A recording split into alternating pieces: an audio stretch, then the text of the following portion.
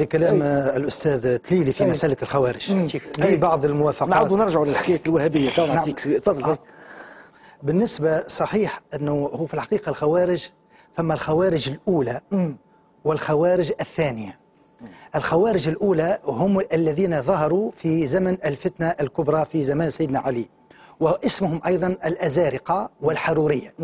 وأنا أوافقه في أن خروجهم كان سياسيا، لأن التكفير العام الذي يستبيح القتل ويدخل الفوضى في المجتمعات الإسلامية بدأ بفكرة سياسية.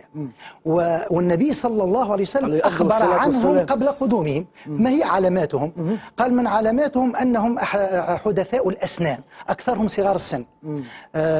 عندهم مواصفات موصوفات. وأنهم يعني قبل ظهورهم ويقاتلون أهل الإسلام ويدعون أهل الأوثان. لذلك أنت لو ترى أن الخوارج الثانية ما يسمى الآن بالجهادية، وفي رواية ويوادعون.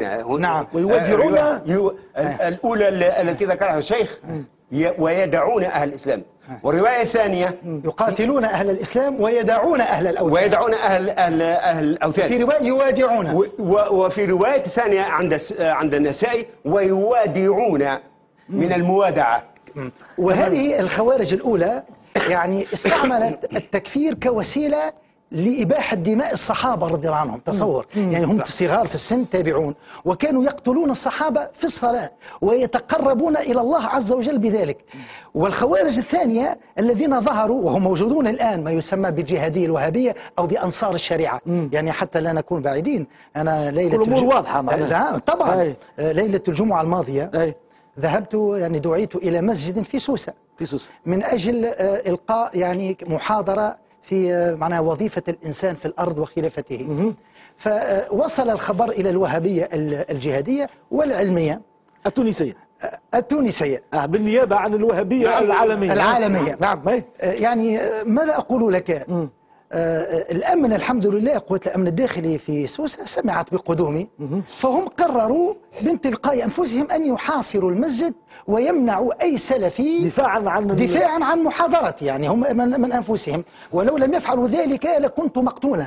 نحيوهم. أنا أحيي قوات الأمن الداخلي على وجه العموم وفي سوسة على وجه الخصوص على تلك الوقفة. استطاعوا اتصلوا بنا وقالوا منعنا 300 سلفي من الوصول إلى المسجد، بعضهم وجد بالسلاح وبعضهم وجد معنا بالبومباغاز وبعضهم بالسلاسل، لأنهم بعدما نشروا تكفيري ليلا نهارا على الفيسبوك، هذيك التصفية المعنوية تمهيدا للتصفية الجسدية.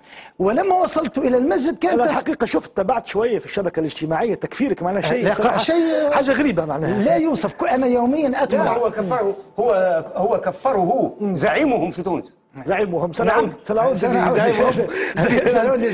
يعني المهم في النهاية في المسجد تسرب يعني 10 أو 15 في المسجد واستعملوا العنف لمنعي، فحتى أهل المسجد قاموا بحمايتي وإخراجي من المسجد. فالأمن استلمني مباشرة مشكورا وإدخالي في السيارة وإنقاذي من محاولة اغتيالي.